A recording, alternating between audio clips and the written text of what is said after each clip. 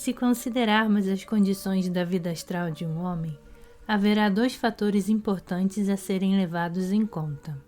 O primeiro, a extensão do tempo que ele passa em qualquer subplano particular. E o segundo, o grau de sua conscientização. A extensão do tempo depende da quantidade de matéria pertencente àquele determinado subplano, a qual ele incorporou ao seu corpo astral durante a vida física. Terá que ficar, necessariamente, no referido subplano até que a matéria a ele correspondente se tenha desprendido de seu corpo astral.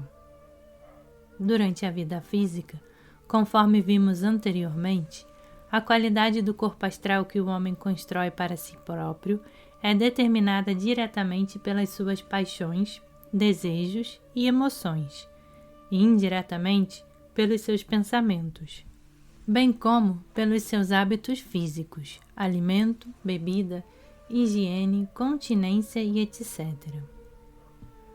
Um corpo astral vulgar e grosseiro, resultando de uma vida vulgar e grosseira, levará o homem a responder apenas às vibrações astrais inferiores, de forma que depois da morte, ele se encontrará sujeito ao plano astral durante o longo e lento processo de desintegração do corpo astral.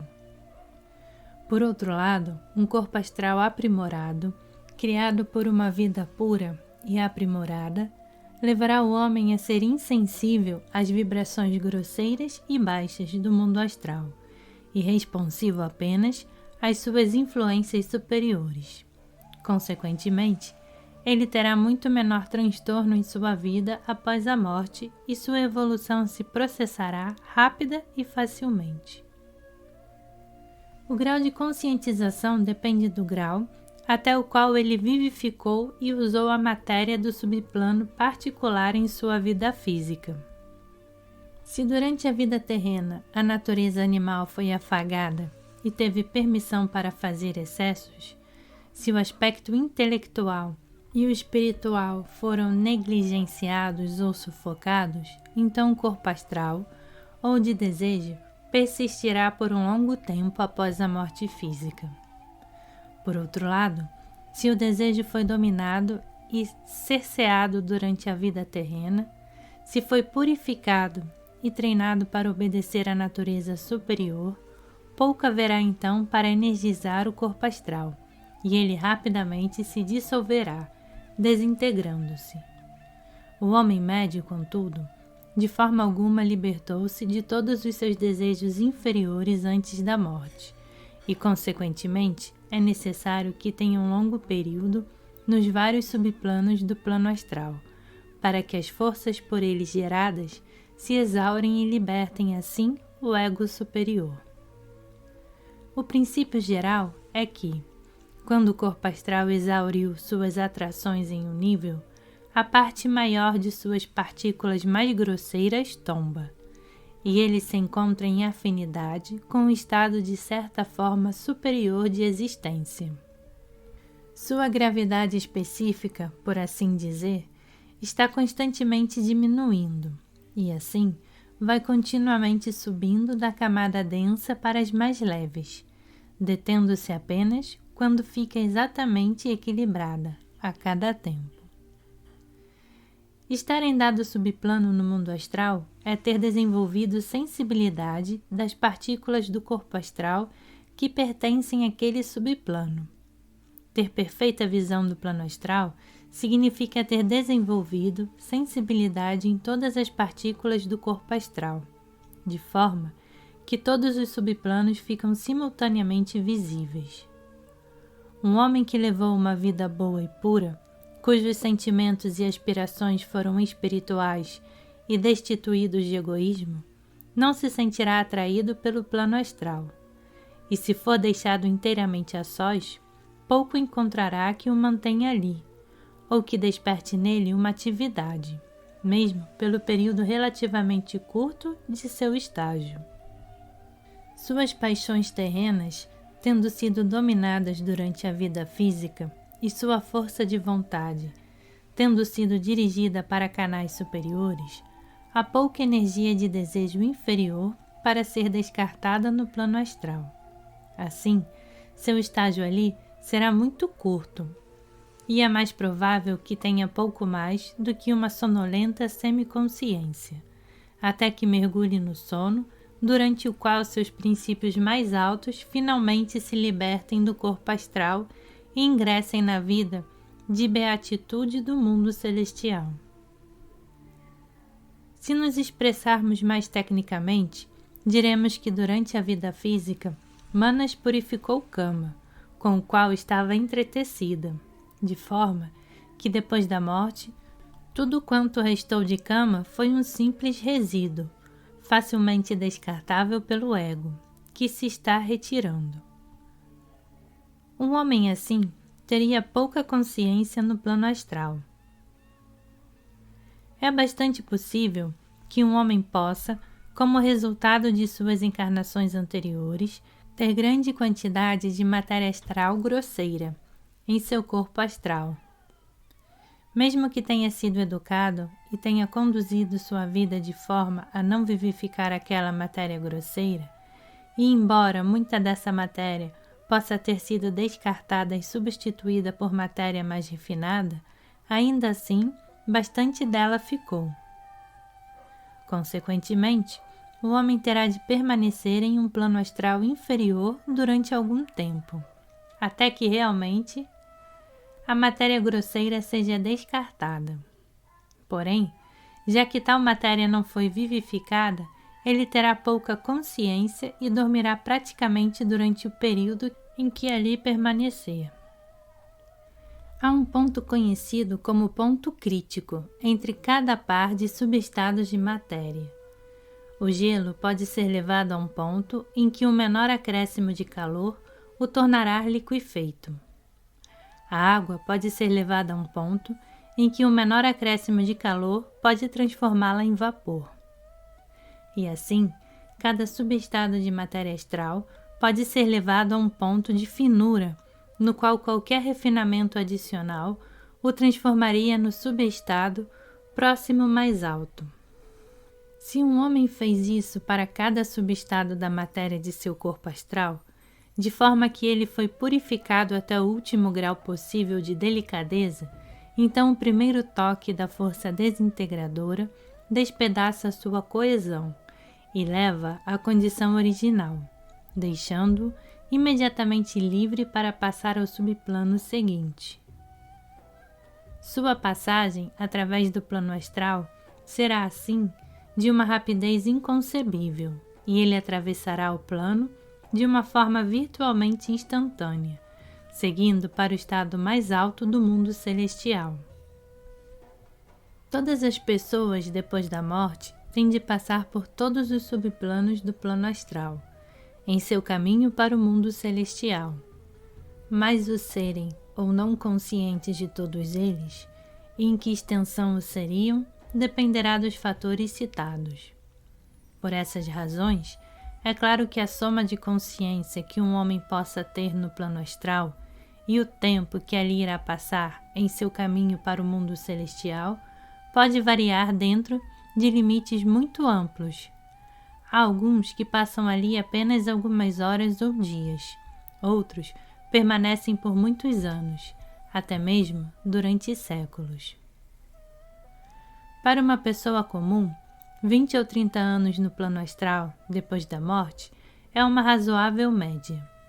Caso excepcional é o da Rainha Elizabeth, que tinha um amor tão intenso pelo seu país que só recentemente passou para o mundo celestial, tendo usado o tempo, desde a sua morte, empenhando-se e até pouco tempo sem sucesso em incutir em seus sucessores as ideias que tinha do que devia ser feito pela Inglaterra.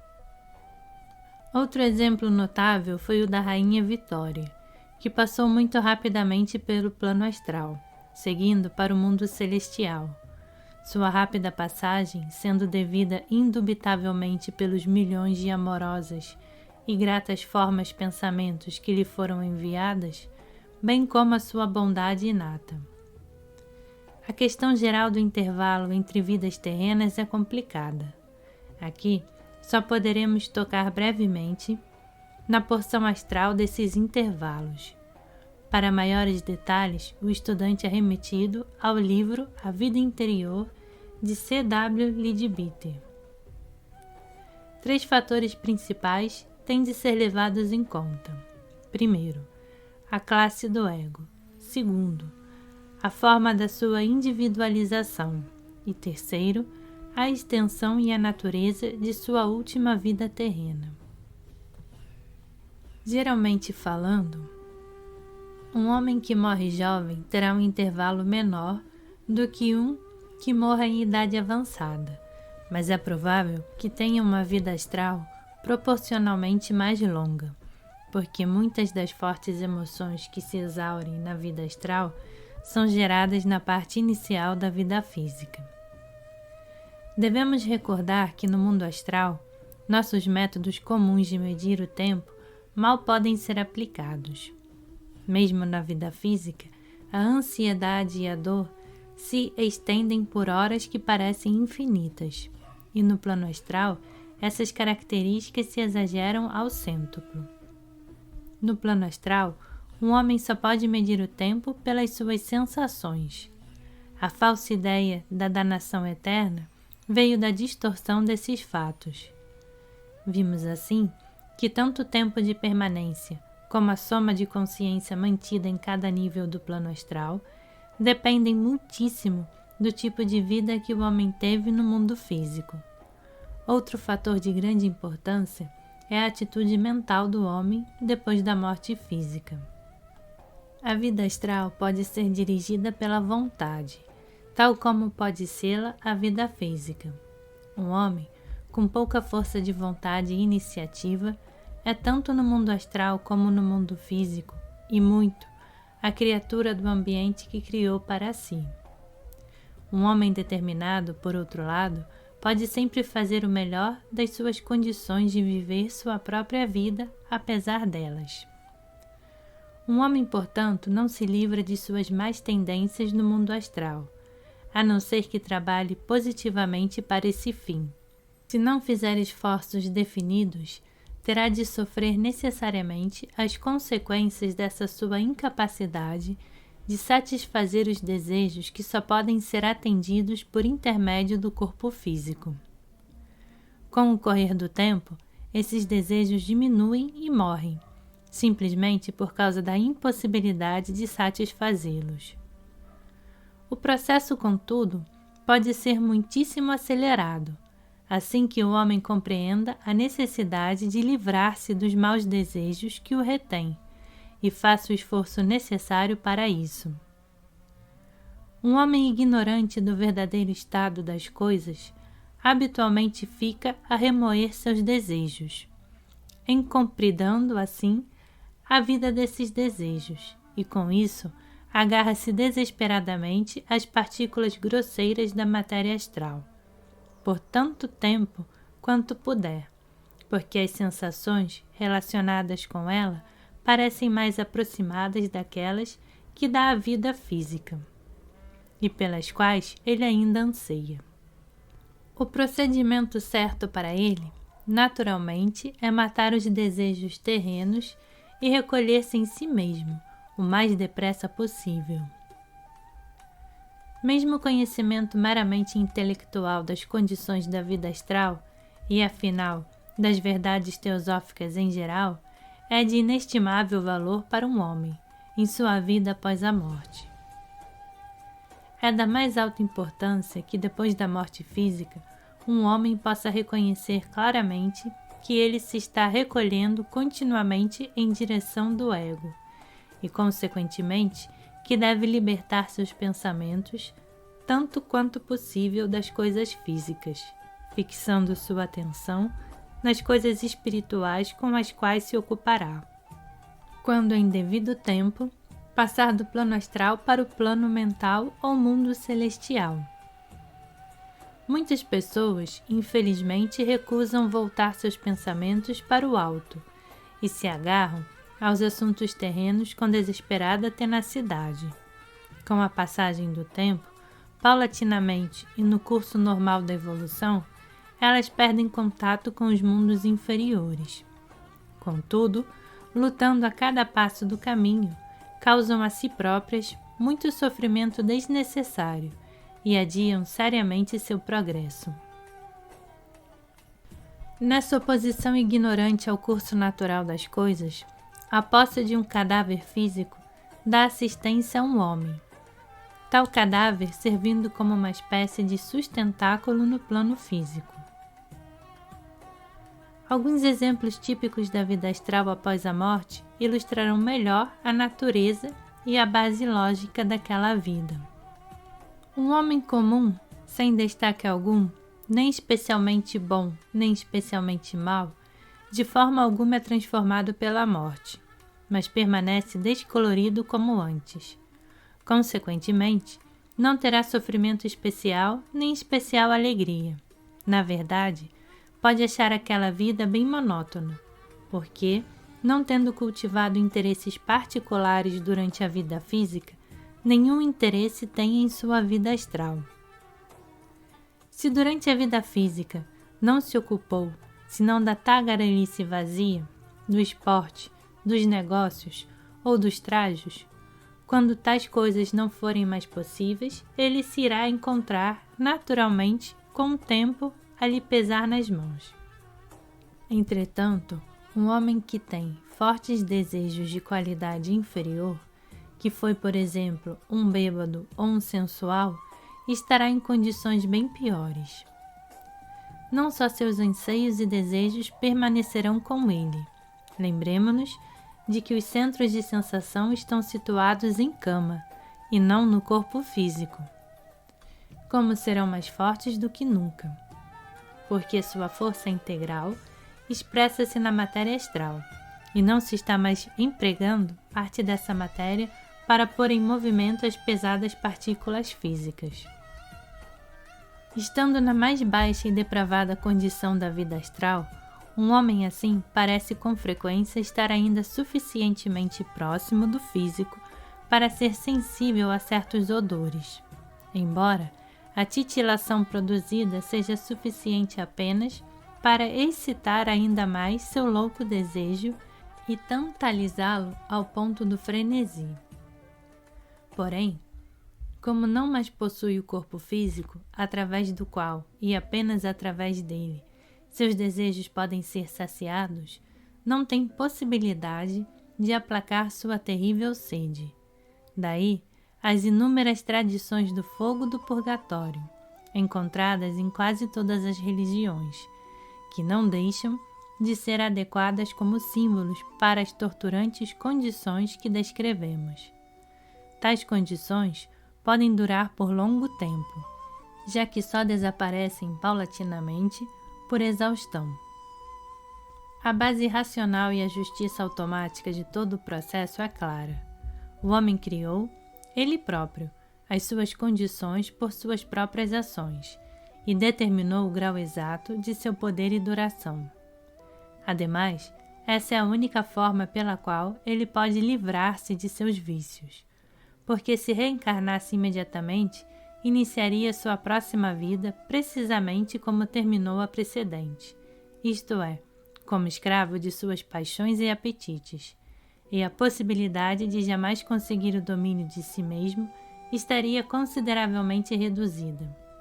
Mas, tal como as coisas são, havendo-se exaurido seus apetites, ele poderá começar sua próxima encarnação sem a carga em que eles se constituem, e seu ego, tendo recebido uma severa lição, provavelmente fará todos os esforços possíveis para refrear seus veículos inferiores quanto à repetição daqueles erros. Um ébrio habitual consegue às vezes rodear-se de um véu de matéria etérica e assim materializar-se parcialmente. Pode então sentir o cheiro do álcool, mas não da mesma maneira pela qual nós o sentimos. Daí, ficar ansioso para forçar outros a se embriagarem, de forma que ele possa, parcialmente, entrar em seus corpos físicos e obsedá-los, sentindo, através daqueles corpos, diretamente o sabor e as outras sensações pelas quais anseia. A obsessão pode ser permanente ou temporária, tal como acabamos de mencionar. Um sensual morto pode agarrar qualquer veículo que consiga furtar, a fim de afagar seus grosseiros desejos. Em outras ocasiões, um homem pode obsedar alguém como um ato calculado de vingança. Registrou-se um caso em que um homem obsedou a filha de um inimigo. A melhor maneira de evitar a obsessão ou resistir a ela está no exercício da força da vontade. Quando o fato ocorre, é porque quase sempre a vítima, em primeiro lugar, deixou-se dominar voluntariamente pela influência invasora. O primeiro passo a dar é reagir contra essa submissão. A mente deve colocar-se com firmeza em determinada resistência contra a obsessão, compreendendo fortemente que a vontade humana é mais forte do que qualquer má influência. Tal obsessão é naturalmente muitíssimo afastada do natural e, para ambas as partes, prejudicial em grau muito elevado. O efeito do uso excessivo do fumo sobre o corpo astral é notável. O veneno, de tal forma, enche o corpo astral que ele se enrijece sob a sua influência e se torna incapaz de mover-se livremente. Durante algum tempo, o homem fica paralisado, capaz de falar, ainda assim privado de qualquer movimento e quase que inteiramente desligado de influências superiores. Quando a parte envenenada de seu corpo astral se exaure, ele emerge daquela desagradável condição. O corpo astral muda as suas partículas, tal como faz o corpo físico, mas nada há que corresponda a comer ou digerir alimento. As partículas astrais que se desprendem são substituídas por outras, tiradas da atmosfera do ambiente. Os desejos puramente físicos, que trazem a fome e a sede, já não existem ali, mas o desejo do glutão, que quer ter a sensação do paladar, e o desejo do ébrio pelas sensações que se seguem a absorção do álcool, sendo ambos astrais, ainda persistem. E como ficou dito antes, podem causar grande sofrimento devido à ausência do corpo físico, somente através do qual tais desejos podem ser satisfeitos. Muitos mitos e tradições existem exemplificando as condições descritas. Um deles é o de Tântalo, que sofreu sede enlouquecedora e estava condenado a ver a água recuar exatamente quando ia tocá-la com os lábios. Outro exemplo, tipificando a ambição, é o de Sísifo, condenado a rolar uma pesada pedra até o topo de uma montanha e vê-la rolar novamente para baixo. A pedra representa os planos ambiciosos que tal homem continua a formar, apenas para compreender que não tem um corpo físico com que possa levá-los adiante. Ele acaba finalmente por exaurir sua egoística ambição. Compreende que não precisa rolar sua pedra e deixe que ela fique em paz na base da montanha. Outra história é a de Títio, um homem que foi amarrado a um rochedo e tinha seu fígado picado por abutres, que o comiam. Mas aquele fígado tornava a crescer sempre, tão depressa quanto era comido. Isso simboliza o homem torturado pelas bicadas do remorso trazido por pecados cometidos na terra. O pior que o homem comum do mundo habitualmente arranja para si próprio, depois da morte, é uma existência inútil e altamente cansativa, sem interesses racionais, sequela natural de uma vida desperdiçada em autossatisfação, futilidades e falatório ocioso aqui na terra. As únicas coisas de que gosta já não lhe são possíveis, porque no mundo astral não há negócios a fazer, e embora possa ter todo o companheirismo que deseje, a sociedade é agora, para ele, uma coisa muito diferente, porque todas as suas pretensões, no que a ela se referem e estão habitualmente baseadas neste mundo, já não são possíveis. O homem faz assim, para si mesmo, seu próprio purgatório e seu próprio céu, e tais coisas não são lugares, mas estados de consciência. O inferno não existe, é apenas uma ficção da imaginação teológica. Nem o purgatório, nem o inferno podem ser eternos, porque uma causa finita não pode produzir resultado infinito. Apesar disso, as condições do pior tipo de homem depois da morte talvez sejam melhor descritas pela palavra inferno, embora tais condições não sejam intérminas. Assim, por exemplo, acontece às vezes que um assassino é seguido por sua vítima, jamais podendo escapar dessa presença obsessionante. A vítima, a não ser que também ela seja de tipo inferior, está envolvida em inconsciência, e essa mesma inconsciência parece acrescentar um novo horror àquela perseguição mecânica. Tais fatos não acontecem arbitrariamente, mas são o resultado inevitável de causas postas em movimento pelas pessoas. As lições da natureza são severas, mas com o andar do tempo, revelam-se misericordiosas, porque levam à evolução da alma e são rigorosamente corretivas e salutares. Para a maioria das pessoas, o estado em que se encontram após a morte é muito mais feliz do que a vida que tiveram sobre a terra. A primeira sensação de que o morto tem consciência é habitualmente a de uma liberdade maravilhosa e deleitante. Não há nada para afligi-lo. Não lhe são impostos deveres, a não ser aqueles que ele próprio se impõe. Observado o caso desse ponto de vista, está claro que há ampla justificativa para a afirmação de que as pessoas fisicamente vivas, sepultadas e comprimidas em corpos físicos estão, no verdadeiro sentido, muitíssimo menos vivas do que aquelas que habitualmente chamamos mortos. Os chamados mortos são muito mais livres e, estando menos constrangidos pelas condições materiais, podem trabalhar com muito maior eficiência e cobrir campo maior de atividade. Um homem que não permitiu a redistribuição do seu corpo astral está livre de todo o mundo astral. Não o encontra exageradamente povoado, porque o mundo astral é muito maior do que a superfície do mundo físico, e sua população é de certa forma menor, sendo a vida média da humanidade no mundo astral mais curta do que a média da vida no mundo físico. Além dos mortos ainda no plano astral, cerca de 1/3 de vivos que deixaram temporariamente seu corpo enquanto dormem. Embora todo o plano astral esteja aberto a qualquer dos seus habitantes que não permitiram a redistribuição de seu corpo astral, ainda assim, a grande maioria permanece próxima à superfície da Terra. Passando para um tipo superior de homem, podemos considerar um que tem algum interesse de natureza racional, isto é, música, literatura, ciência e etc.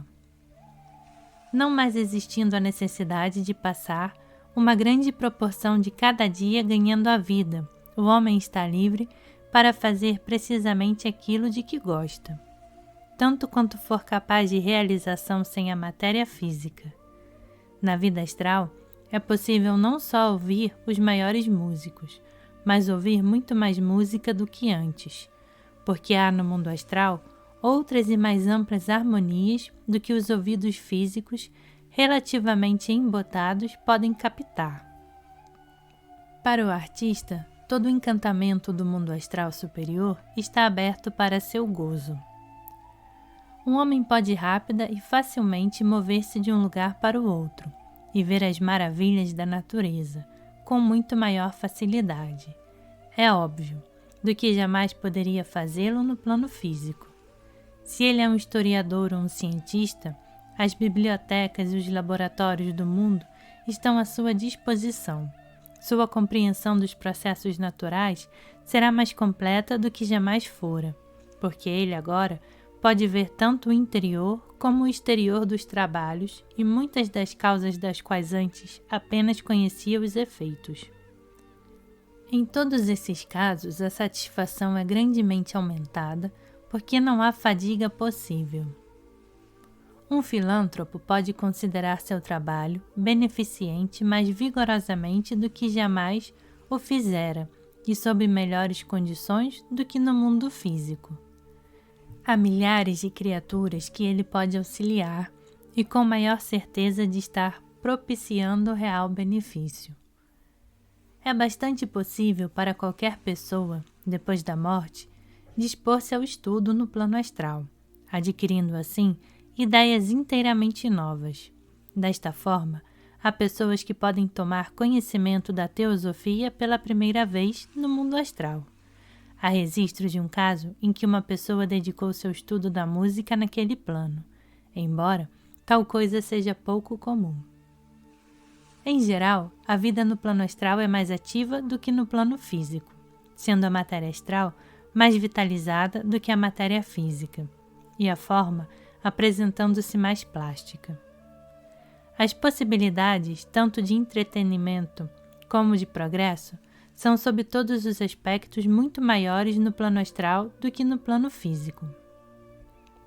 Tais possibilidades, porém, são de classe mais elevada e exigem inteligência maior para se fazerem proveitosas. Um homem que durante sua estada na Terra devotou todo o seu pensamento e toda a sua energia apenas às coisas materiais, pouco provavelmente terá capacidade para se adaptar a condições mais adiantadas, pois sua mente, semi-atrofiada, não será forte o bastante para captar as possibilidades mais amplas de uma vida maior.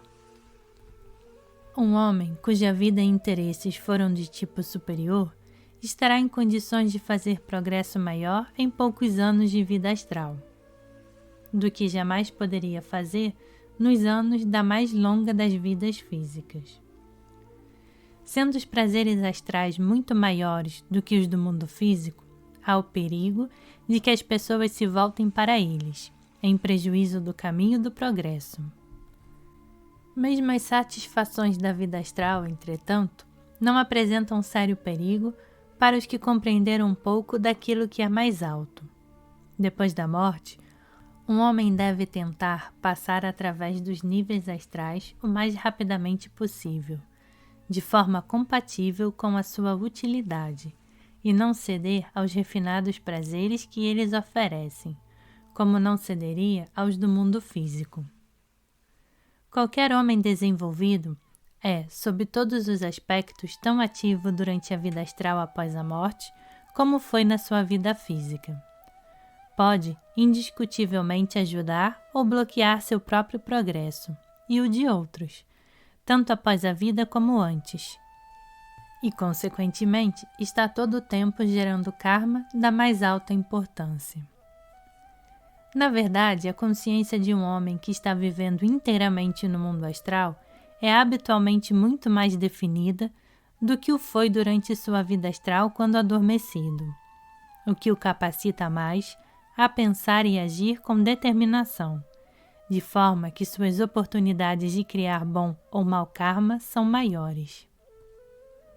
Em geral, pode-se dizer que um homem é capaz de criar karma onde quer que sua consciência esteja desenvolvida, ou onde quer que possa agir ou escolher.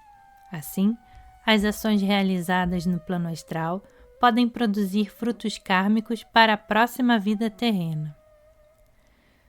No mais baixo dos subplanos astrais, tendo outras coisas a distrair-lhe a atenção, um homem pouco se preocupa com o que acontece no mundo físico, a não ser quando busca antros de vício. No subplano seguinte, o sexto, estão homens que, enquanto vivos, centralizaram seus desejos e pensamentos principalmente nos assuntos mundanos.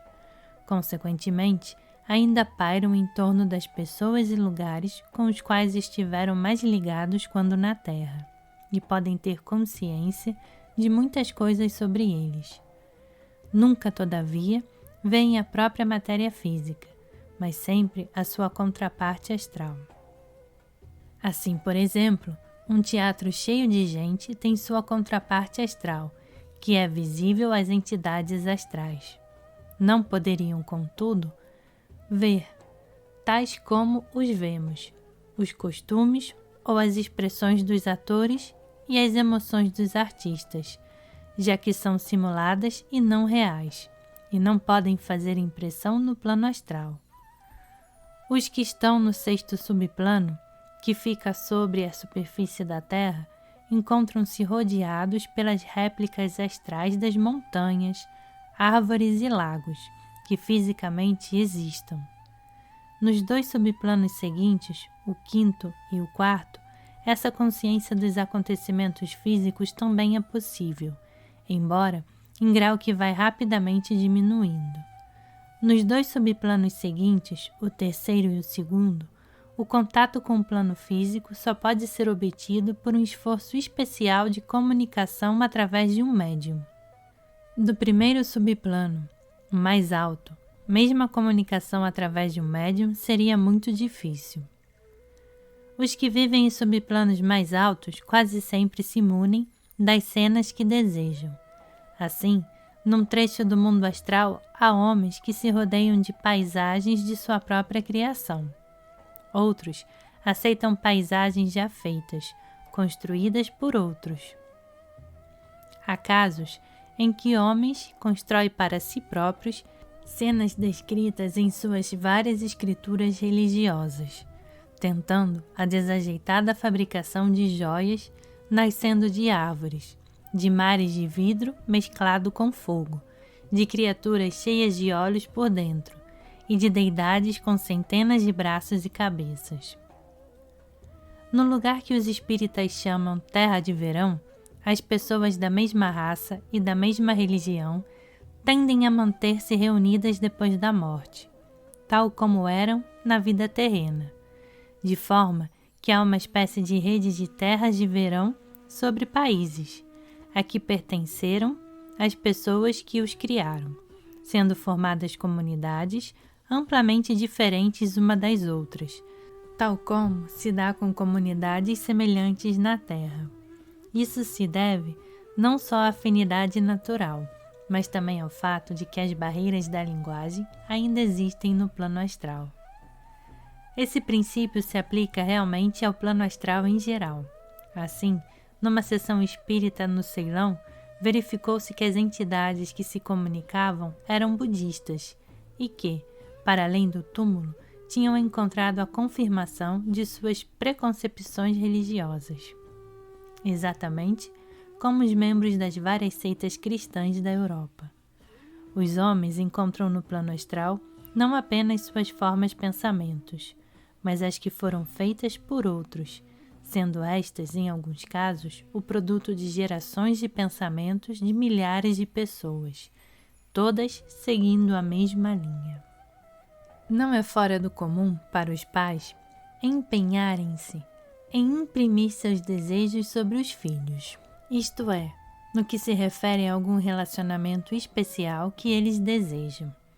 Tal influência é insidiosa, já que um homem comum pode tomar essa pressão contínua como seu próprio desejo subconsciente.